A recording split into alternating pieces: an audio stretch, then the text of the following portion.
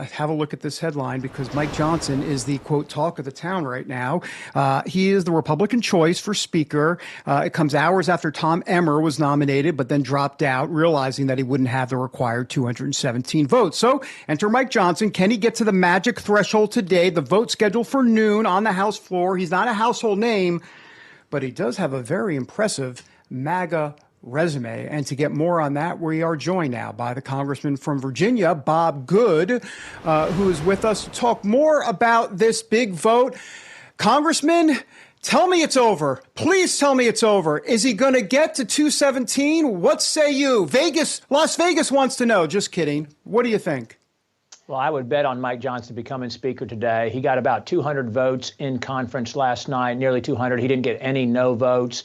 He did have 3 present votes, if you will. We had some members that missed the candidate forum for whatever reason last night. We had half a dozen or so candidates in that final contest. And this will be the first truly speaker who is elected as a representative of the people and the people's representatives instead of the next one in line or the next man up, so to speak, or the anointed one. We had a true contest, not a coronation. Mike Johnson is highly respected. He's the right man at the right time for the right reasons.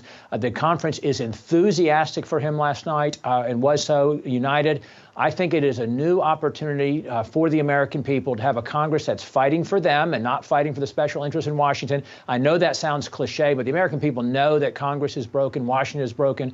We had to go through a difficult time, about 3-week period, as you know, to try to get it right. You know, a year from now, people won't care that it took 3 weeks. They will care what this Republican majority is doing for them, and whether or not we're using every tool at our disposal to fight the Biden-Schumer agenda. I think Mike Johnson is that right person. I think you'll see him voted, hopefully unanimously, but overwhelmingly, sufficiently by the Republicans on the floor today at noon.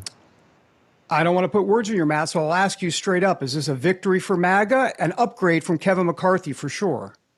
Absolutely an upgrade, absolutely a victory for the American people, absolutely a victory for the grassroots Republicans, absolutely a victory for the America First agenda. This is an opportunity for Congress to start working for the American people instead of working for the special interests.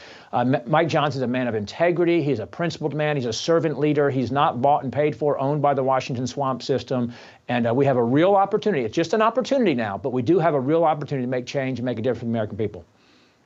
It should not be lost on anybody, Congressman, that 3 of the top leadership positions, Kevin McCarthy, Steve Scalise, Tom Emmer, all lost in one form or another, somehow, some way. And that should say something. What's the message that the Republican conference, the grassroots of this country, are trying to send in the fact that the top 3 leadership positions who all tried to get there to the Speaker's gavel could not? Well, I think it just demonstrates the distrust that American people and certainly Republicans across the country have in current leadership, if you will, and the lack of performance by the Republican Party. You know, we had 2 opportunities to make a difference, the debt ceiling and the continuing resolution. We failed the American people in both of those instances. And so, this was a very difficult process. It wasn't easy. It was wrought with conflict. It brought risk and uncertainty to it.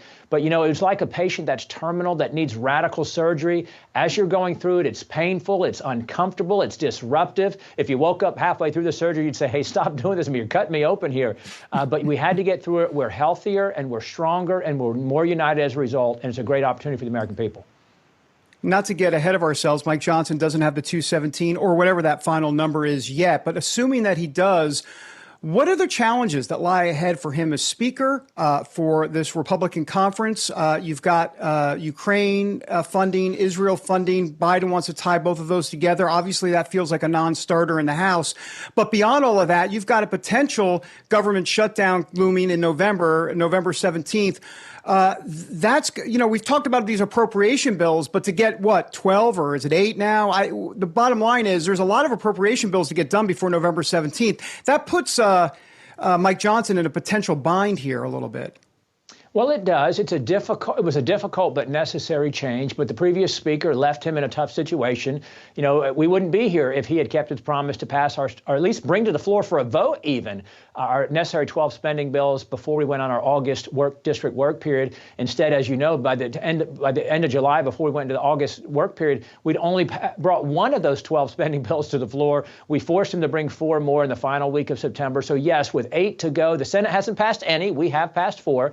I think you'll see him double down. We'll try to utilize these 3 weeks. We were supposed to be back in our districts this coming week. I suspect he will change that. We'll be in Washington, as we should be, working on those spending bills. But this previous speaker left him in a tough situation, left whomever was going to inherit that tough situation. That's why we need to change so desperately. So I think you'll see him take up the Israeli resolution, and I think you'll see him double down on the spending bill, see how many we can get passed, and send them over to the Senate. And then we'll have to see what we have to do to fill in the gap if we don't have the remaining 8 passed in time by November 17. Congressman, we have a very diehard MAGA, full-throttled audience here on American Sunrise. What's your message to them? Because it seemed, especially on Tom Emmer, McCarthy, and others, that they picked up the phone, they did what they needed to do to say, we the people is the pulse of this nation, and they really did make a difference. I'm curious to get your take as your message to them, the ones that watch this show. While it's admittedly extremely difficult to make change in one of the branches of government in the most powerful nation in the world, and I would submit that a branch has been failing the American people for decades. That's how you have $33 trillion in national debt. And we've had Republican majorities during most of the explosion of debt over the last 30 years or so.